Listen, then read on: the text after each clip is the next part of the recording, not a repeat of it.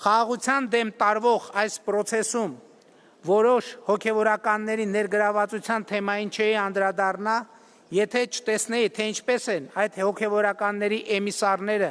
եւ նրանց հետ փոխկապակցված որոշ լոբիստական կազմակերպությունների ներկայացուցիչներ Եվրոպական խորհրդանում եւ միջազգային հեղինակավոր այլ կառույցներում փորձում տարածել, թե Հայաստանի կառավարությունը սահմանափակում է խղճի ազատությունը, թե Հայաստանում բռնապետություն է հաստատվում, թե Հայաստանում կան քաղբանտարկյալներ։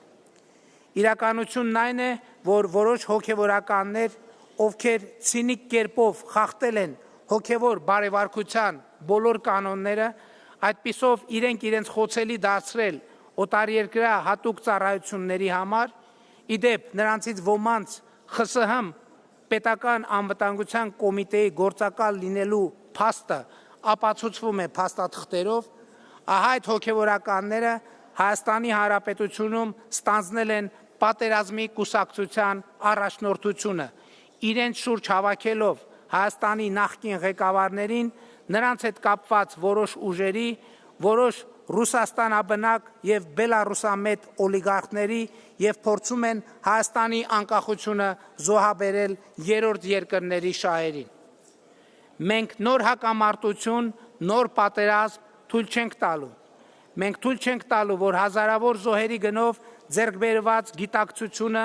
խաղաղությունն ու անկախությունը մատաղարվեն հակաքրիստոնեական նպատակների համար։ Մեր Հայաստանի այս առաքելական Սուրբ եկեղեցու պատարագի տեքստում ավելի քան 40 անգամ հիշատակվում է խաղաղություն բառը, ու դա ոչ միայն մարդու, ոչ միայն հոգու, այլև համաշխարհային խաղաղության մասին է, եւ որի մասին մեր պատարագի կանոնական տեքստում տասնյակ աղաչանքներ կան մեր Տեր եւ Փրկիչ Հիսուս Քրիստոսին, իսկ այսօր ոմանք Քրիստոսի խորանը օգտագործում են հակամարտություն, պատերազմ եւ կամ ներհայաստանյան բռնություն քարոզելու համար, հատելով Հայաստանի Հանրապետության օրենսդրության սահմանները։ Սա չի կարող հանդուրժվել որևէ ժողովրդավարական երկրում։ Հավանիչ տեսանյութ է եւ բաժանորդագրվիչ նորությունները բաց չթողնելու համար։